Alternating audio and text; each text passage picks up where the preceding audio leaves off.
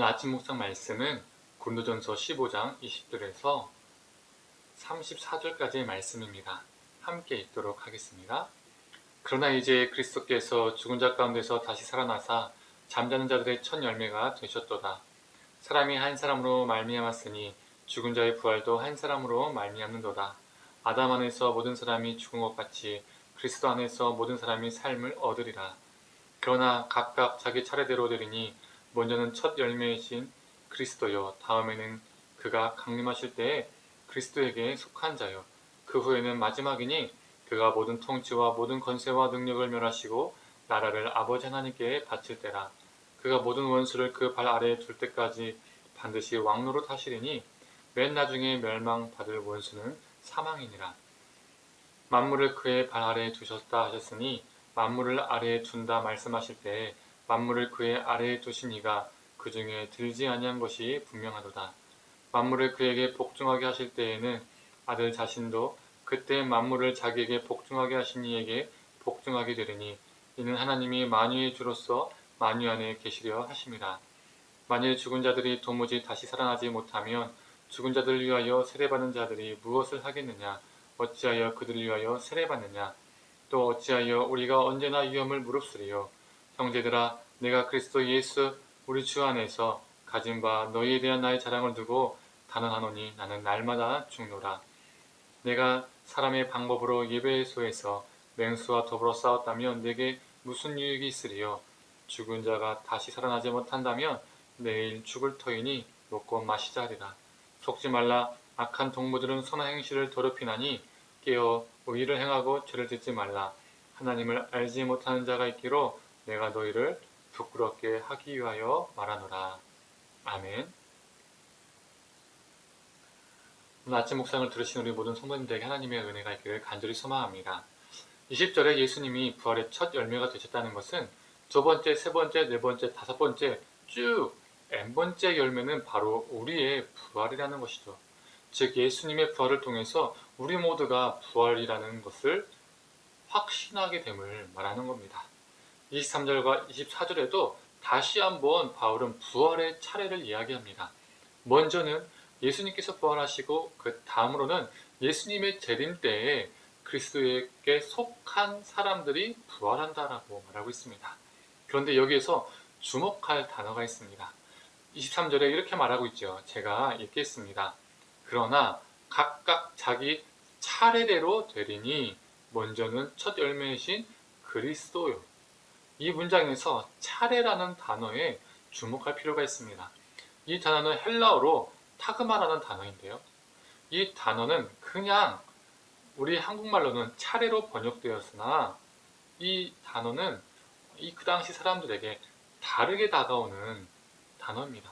우리는 차례니까 차례인가 보다, 순서인가 보다 생각할 수 있습니다. 그런데 이 타그마라는 단어는 군대 질서, 군대 계급을 나타낼 때 사용되는 군사적 용어였습니다. 이전에 고린도 지역은 어떻게 생겨났다고 잠깐 설명을 했었는데 기억이 나십니까? 로마에 의해서 고린도가 멸망했었으나 다시 로마 황제가 이 고린도 도시를 재건했다고 했었지요. 그때 어떤 사람들을 중심으로 재건을 했었지요? 바로 로마의 퇴역 군인들을 중심으로 재건이 됩니다. 이 로마 황제가 퇴역한 로마 군인들을 위해서 그들이 정착할 땅으로 이 고린도를 보았던 것이죠. 그리고 이 고린도를 재건했던 겁니다. 그렇다면 일반 단어도 아닌 군대 질서, 군대 계급을 뜻하는 이 타그마라는 군사 용어를 이 고린도 사람들이 들었을 때 그들에게 어떻게 다가왔을까요? 고린도 사람들에게는 군사적인 이미지가 떠오를 수밖에 없습니다. 첫째 계급, 즉 그 군의 통솔자는 부활하신 예수 그리스도시요, 예수께 속한 사람들은 두 번째 계급으로서 예수님의 군대 행렬에 참여하게 되는 것이죠.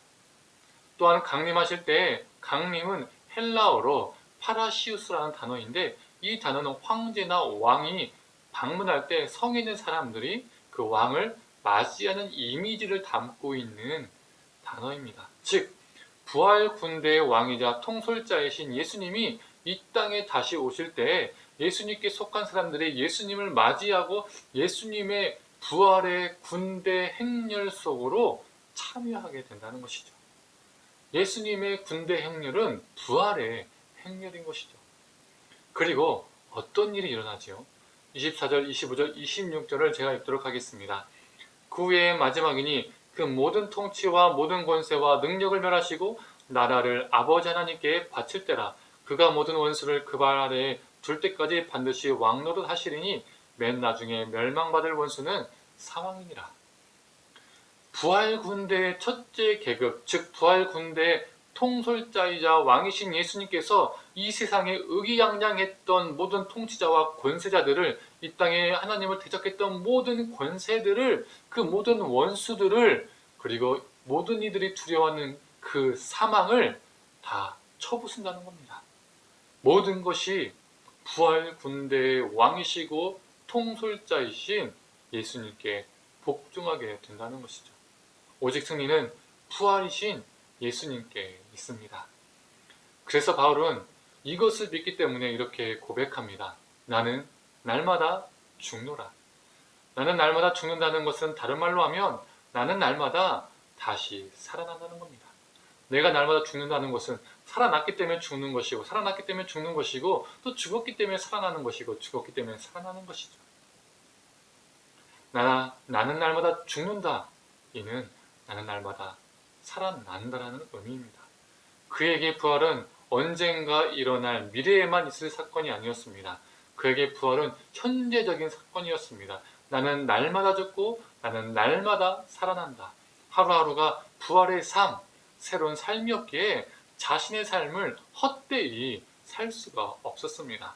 그래서 32절과 34절의 고백처럼 우리의 인생은 내일이면 끝날 인생이니 흥청망청 살자라고 그렇게 살 수가 없었습니다. 나쁜 이들과 사귀며 악한 행실을 하며 더럽히며 살 수가 없었습니다. 정신을 똑바로 차리고 죄의 삶을 살지 말자라고 바울은 말하는 것이죠. 사랑하는 성도님들, 우리는 우리 인생에서 누구의 행렬에 서야 할지 결정해야 합니다. 세상의 수많은 힘 있는 사람들의 행렬에 서야 하는지, 아니면 예수 부활 군대의 행렬에 서야 하는지 우리는 결정해야 합니다. 많은 사람들이 가지고 싶어하고 때로는 가지지 못해서 두려워하는 세상의 모든 권력과 힘, 그리고 우리를 무너뜨리려 하는 원수와 사망은 부활 군대의 수장이신 예수님 앞에 다 파해집니다. 그것들이 기세등등하지만 마지막 때에 오직 승리는 우리 예수님께 있습니다. 우리 주님의 부활 군대 행렬에 귀속되어서 날마다 현재적 부활의 삶을 살기를 소망합니다. 우리의 인생을 내일이 없을 것처럼 방탕하게 살지 말고, 죄악에 물들지 말고, 날마다 죽음으로써 날마다 새로운 삶을 살아내고 죄와 싸워 승리하는 저와 우리 성도님 되기를 간절히 축원합니다. 기도하겠습니다. 하나님, 우리가 세상의 권세자들과 돈 많은 자들과 힘 있는 자들과 유명한 자들의 그 줄에, 그 라인의 행렬에 서기 위해서 발버둥 치는 인생이 아니라 예수 그리스도의 부활 군대의 행렬에 우리가 참여하는 자 되게 하여 주시옵소서. 그래서 우리는 날마다 죽게 하시고 날마다 죽음으로써 날마다 다시 살아나는 부활을 이 현재의 삶에서 경험케 하여 주시옵소서. 그래서 우리의 삶을 헛되게 방탕하게 살지 않게 하시고 주님 앞에서 거룩하게 살아내는 존재가 되게 하여 주시옵소서. 모든 걸 감사드리며 사랑에 많으신 예수님의 이름으로 기도드립니다. 아멘.